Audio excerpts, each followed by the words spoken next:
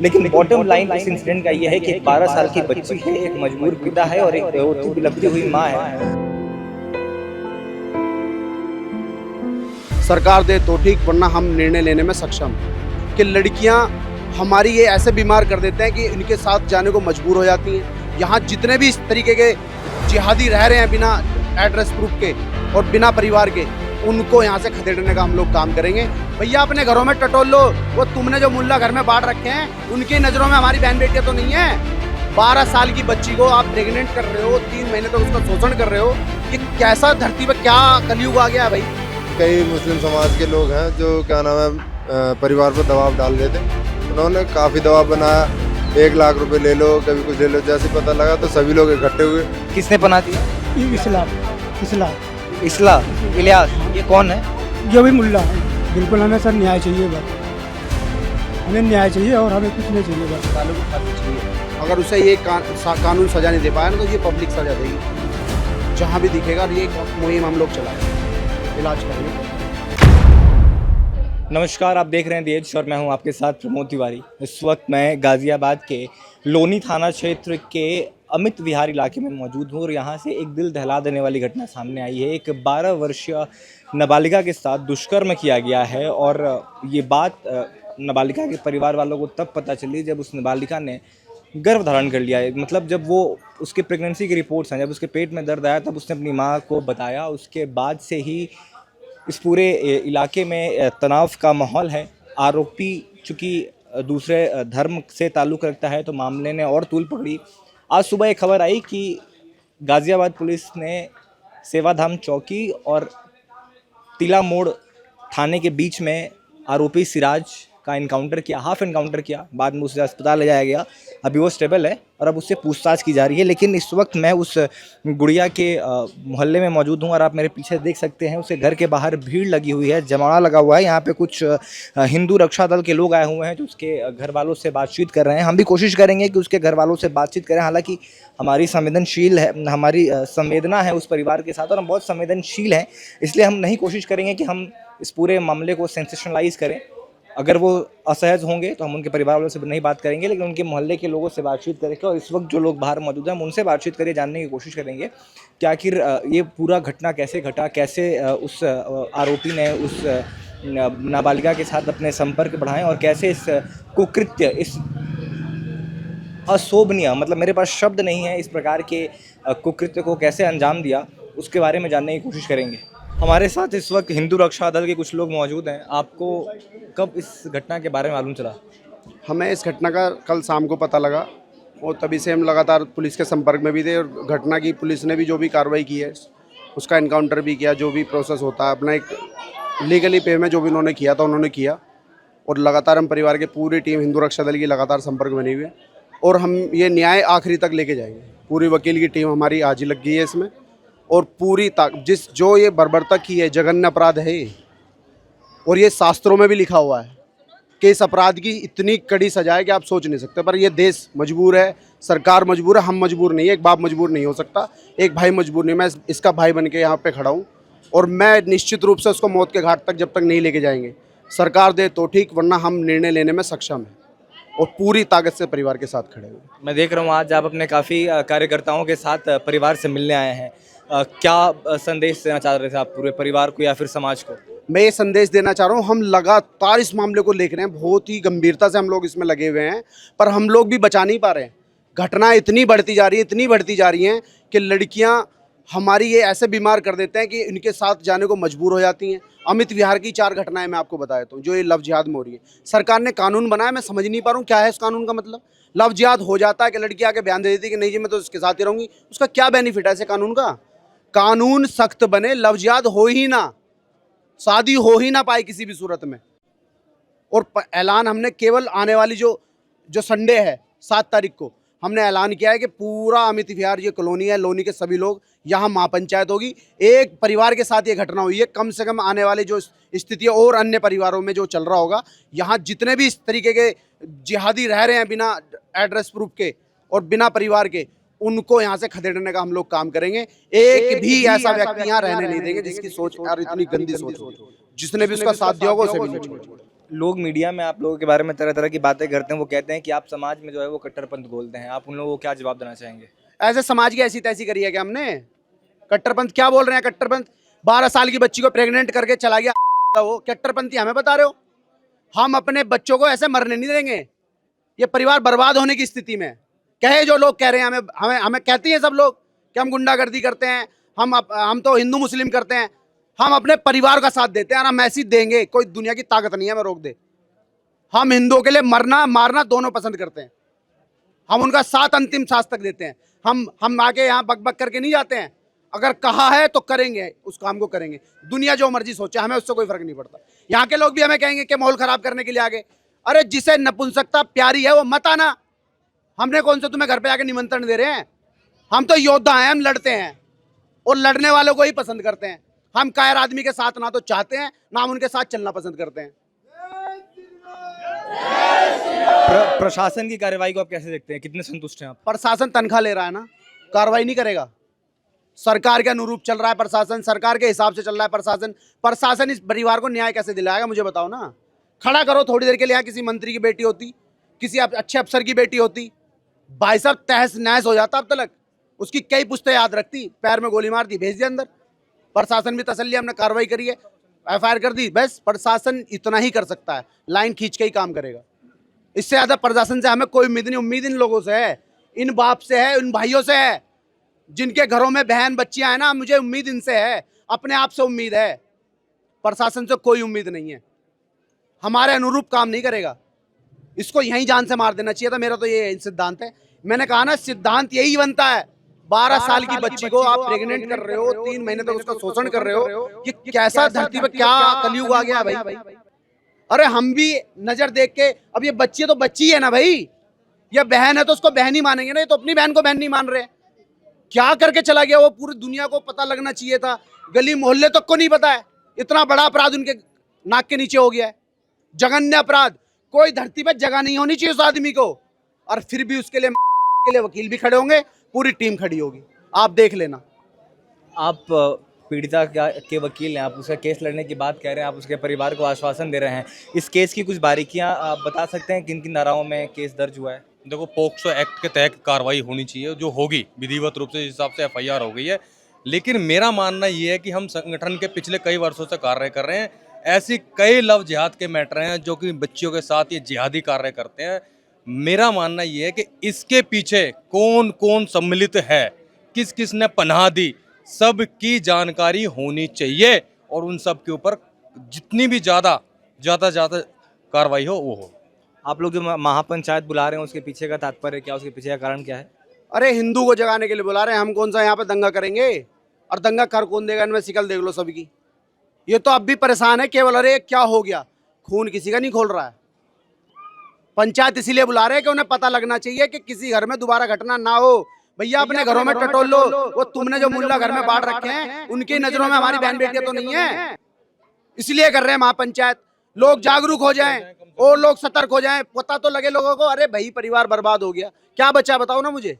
मकान मालिक को किराए से मतलब है, सिर्फ मकान मालिक को सिर्फ किराए से मतलब है। ये मतलब नहीं है कि भाई कौन तेरे यहाँ रह रहा, कौन विधर्मी रह रहा, कौन जिहादी रह रहा, किस तरीके का आदमी रह रहा, कौन बांग्लादेशी रह रहा, इससे मतलब है, सिर्फ पैसे से मतलब है।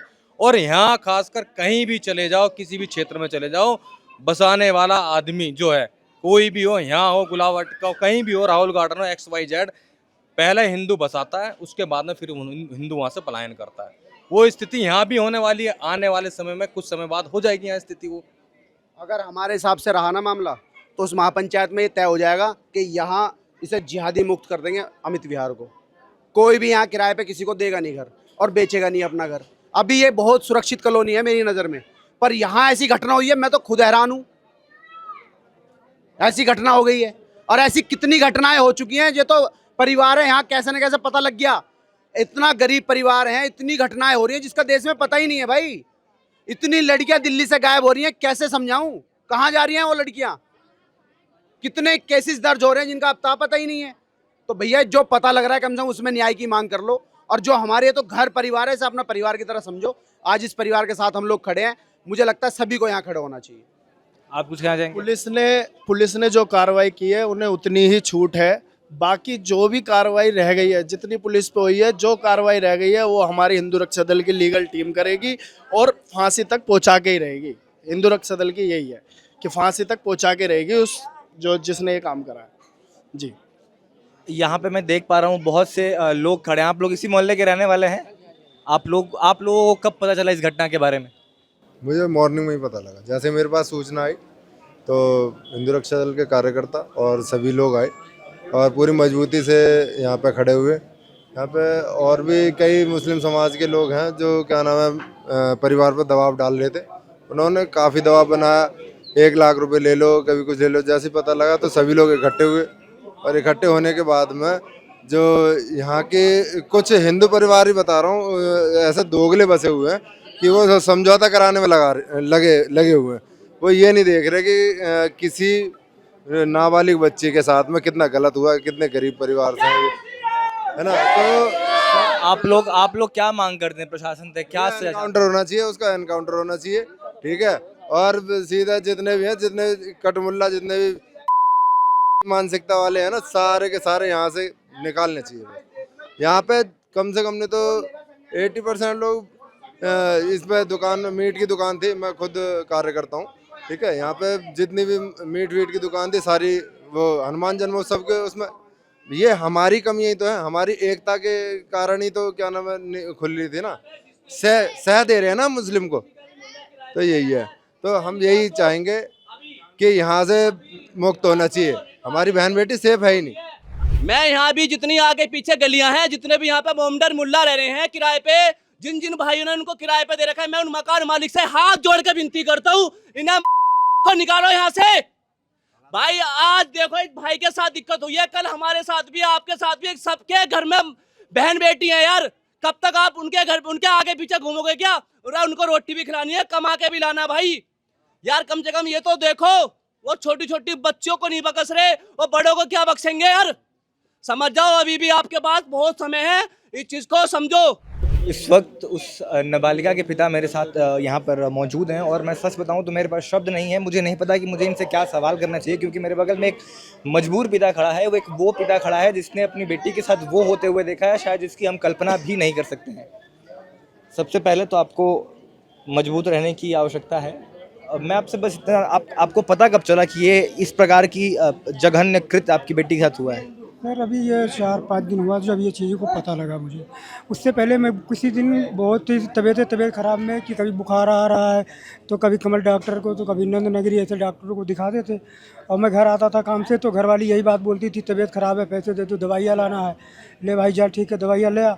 घर वो चली जाती दवाई लेके, कभी बुखार तो कभी खांसी। अब मुझे ये बात को क्या पता चलता था कि क्या मामला अंदर है। वो तो जब मेरी घरवाली लड़की को जब दबाव दी तो लड़की ने ये बात जाकर बताई अपनी मम्मी से। तो मेरी घरवाली टेस्ट लाई चेक करने वाली, जब उसने चेक करा तब ये बात को पता लगा। आप कल्पना कर सकते हैं कि एक 12 साल की बच्ची के लिए जब उसकी माँ प्रेगनेंसी टेस्ट किट खरीद रही होगी तो उनके दिल पर क्या बीत रही होगी। और अभी आप मेडिकल जांच करा के आए हैं अपनी बेटी का, रिपोर्ट्स कब तक आएंगी? रिपोर्ट अभी कल होगा, तो कल आएगी। कल। अच्छा, ये जो आरोपी है, जो सिराज नाम का जो आरोपी जिसका सुबह जो एनकाउंटर किया गया, हाफ एनकाउंटर किया गया, ये कहाँ का रहने वाला था? ये बनारस का है ये। और ये रह कहाँ रहा था? ये यहाँ रह रहा था ऊपर। हाँ, लेकिन जब ये बात को पता लगा, ये 2 दिन पहले कमरा खाली करके उसने यहाँ से भाग गया। यहाँ से भागा तो इलियास अपने मकान में इसे रख लिया। कहाँ कहाँ कहाँ? किसने पना दिया? इस्लाम इलियास, ये कौन है? ये भी मुल्ला है। ठेकेदार है इनका सबका। अच्छा, ये इनका ठेकेदार है, ये इनको ठेकेदार है। ऐसे जितने लोग हैं ना उनको पना देने का यही काम करता है। ये सारे लोग सम्मिलित हैं इसमें जो उसके साथ है। तो आप फिर जब ये बात आपको मालूम चली तो आपने अपनी बेटी से पूछा ये हुआ कैसे? उसने क्या बताया? कब से ये चल रहा था? मैं फैक्ट्री से आ रहा था घर की तरफ, उतने में मेरी लड़की फैक्ट्री की तरफ जा रही थी। मैंने बोला क्या हो गया बेटी? कह रही पापा जल्दी चलो। मैंने बात क्या बता? कह रही चलो मम्मी वहाँ गई है। मैंने कहा तो लेके गई उनके घर पे, इलियास के घर पे। तो ये बच्चे जब ऊपर चढ़ गए, पीछे पीछे मैं चढ़ गया वहाँ पे, तो ये अपने उस कमरे में बैठा हुआ था सिराज। तो सिराज से इतनी मैंने बात बोला, भाई नीचे चल रहे हो नहीं तो मैं 112 पे कॉल करूँ। वो जाने का राजी नहीं हो रहा था। जब मैंने वहाँ से 112 कॉल करा तो पुलिस आपने फिर एफआईआर कब दर्ज करवाई 30 को? हाँ, जब उसके बाद जब मैंने 112 कॉल कर दिया हूँ, जब उसने आकर मेरे पीछे पीछे भगाया मेरे कमरे में। उन्होंने आपको भी कोई धमकी वमकी दी थी क्या? नहीं, उसने नहीं दिया। हाँ, बेटी को धमकी देता था वो, बेटी को कहता था कि अगर तू घर में किसी को बताएगी तो तेरे परिवार को जान से मार जान से मार दूंगा, ये धमकी देता था। बाकी इलियास वगैरह ने भी दी धमकी? हाँ बाकी जो उसने जो पनाह दे रहे थे उन्होंने धमकी दी? हाँ, ये लोग धमकी दिए। जिस घर में वो इलियास हो गए, एक और है, पैसे का लालच भी ठीक दिया है, है। और कह रहे थे 1 लाख रुपए अगर ले लोगे तो सुलह कर लो। कौन कह रहा था ये? इलियास थे और पनाह दी है। उनके और इलियास की घरवाली थी और एक जो लड़का है। काफी लोग हैं, सब भी जांच चल अब आप इस विकृत मानसिकता को समझिए। एक 25-26 साल का आदमी एक 12 साल की बच्ची के साथ जघन्य अपराध करता है, एक ऐसा क्रूर, एक ऐसी घटिया कृत्य को अंजाम देता है, और उसके बाद कुछ लोग उसे पनाह देते हैं, और पनाह देने के बाद लड़की के परिवार वालों को डराया जाता है, पैसों का लालच दिया जाता है, और ये सब कुछ खुलेआम हो रहा था। पुलिस पे जब आपने कंप्लेन किया तो उसके बाद पुलिस से आपको कैसा सहयोग मिला? पुलिस तत्पर थी? नहीं, जब मैंने फ़ोन करा पुलिस को तो पुलिस आई मौके पे, मतलब 10-15 मिनट बाद आई पुलिस।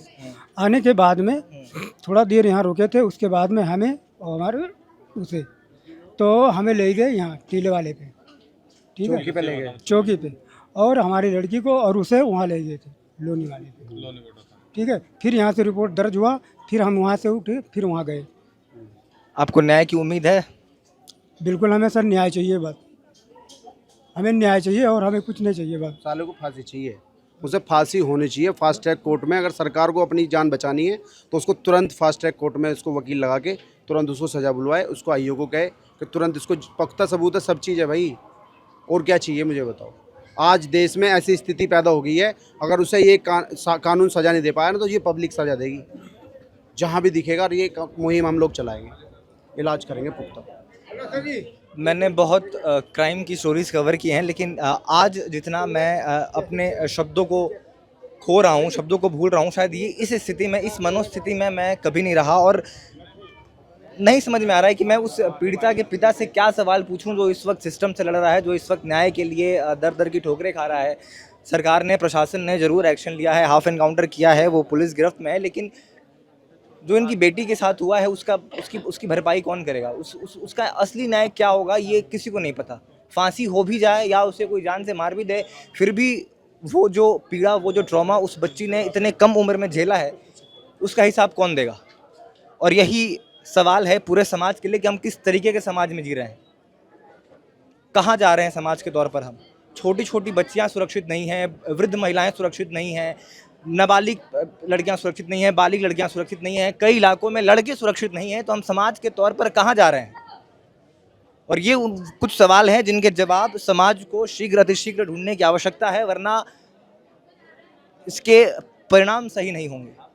क्योंकि वो पीड़िता नाबालिगा है, हम उसे दिखा नहीं सकते हैं, और सच कहूँ तो हमारा दिखाने की कोई मंशा भी नहीं है। हम नहीं चाहते हैं, हम चंद व्यूज़ के लिए किसी के ट्रॉमा को, किसी के पीड़ा का इस्तेमाल नहीं करना चाहते हैं। मैं बिना कैमरे के अंदर गया था उस नाबालिगा से मिलने, उस पीड़िता से मिलने, और सच कहिए उसको देखकर मेरे रूह कांप गई थी, और मैं सांत्वना के 2 शब्द उसे नहीं कह पाया। जो भी उसके साथ हुआ, इसको अलग अलग पैमाने पर कसा जाएगा, अलग अलग नज़रिए से इसको देखा जाएगा, इसमें धर्म की राजनीति होगी, लोग अपनी अपनी राजनीतिक रोटियाँ भी सेकने की कोशिश करेंगे, लेकिन बॉटम लाइन इस इंसिडेंट का ये है कि एक 12 साल की बच्ची है, एक मजबूर पिता है, और एक रोती बिलखती हुई माँ है, जिनकी ज़िंदगी बर्बाद कर दी गई है।